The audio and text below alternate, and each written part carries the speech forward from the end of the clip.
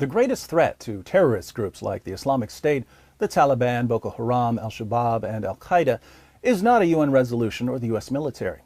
The greatest threat to terrorists is an informed population, because only an informed population can undermine the ideology that gives rise to jihad. With this in mind, let's go through 10 facts about the Quran, history's most effective manual for violently subjugating nations and cultures. Fact number 1. The word Quran means recitation. The Quran is something that's supposed to be recited from memory. Muhammad and his companions weren't big on reading, and in Muhammad's time, portions of the Quran were only written down as memory aids. It wasn't until later that some of his followers came up with the idea of putting it all together into book form. So, why would Muslims want to recite the Quran? Because, fact number 2, Muslims believe that the Quran is the word of Allah. The angel Gabriel, as the story goes, delivered verses to Muhammad, and Muhammad passed these verses on to his followers. But as far as the Quran is concerned, Gabriel and Muhammad were mailmen. It's the word of Allah, not the words of Gabriel or Muhammad. Why do Muslims believe that the Quran is the word of Allah? Because, fact number 3, Muhammad said so.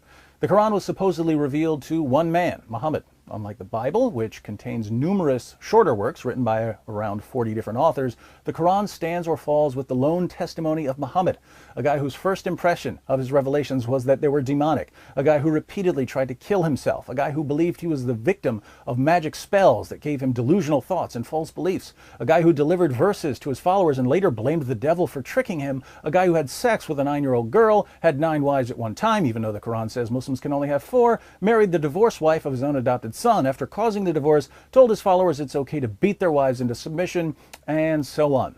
So, what evidence did Muhammad offer to show that his revelations were from Allah? Fact number 4. Muhammad's main argument for the inspiration of the Quran was what we'll call the argument from literary excellence, one of the silliest arguments ever offered by anyone for anything.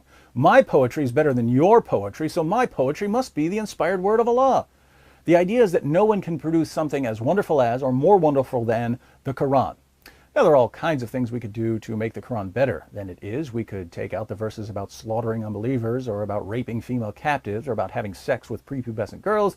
But one simple way to improve the Quran would be to put it in chronological order. Because, fact number 5, the Quran is not arranged chronologically. Apart from the first chapter, which is a short prayer, the rest of the Quran is basically arranged from the longest chapters to the shortest chapters. But the longer chapters were generally much later than the shorter chapters, so the Quran is thoroughly disorganized, making it very difficult to read. You might not care about the order, but it's actually extremely important because, fact number 6, some parts of the Quran abrogate or cancel other parts of the Quran. Later revelations typically abrogate earlier revelations, but since the Quran isn't arranged chronologically, we don't know which verses are canceled and which verses still apply without massive collections of commentaries to help sift through this mess. You'll recall that the Quran's main argument for its divine origin is that it's so incredibly well written. It must be from God. Yeah, it's so wonderfully written that no one can understand what they're supposed to do without consulting a team of scholars. This is my modern take on the Quran. What did Muhammad's contemporaries think of it? Fact number 7. Muhammad's contemporaries were convinced that the Quran was plagiarized from earlier sources. How do we know what they thought about the Quran? We know because the Quran repeatedly tells us that Muhammad's contemporaries accused him of stealing his stories from others. How did Muhammad respond to charges of plagiarism?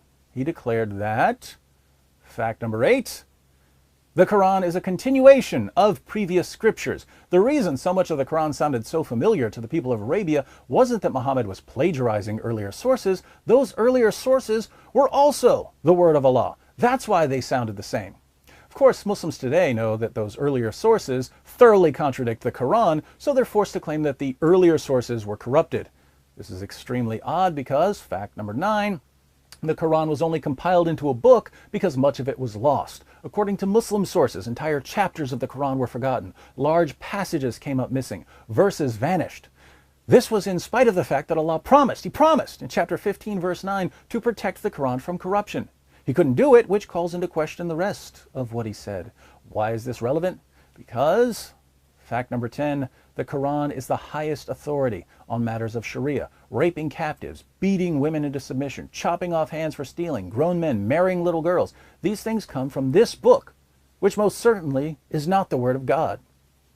Learn these facts, my friends, and share them with others. If you like the sources for anything I've said in this video, click on the link in the description box. It's all there, waiting for you to do your part in throwing a great big freedom-sized monkey wrench in the jihad machine.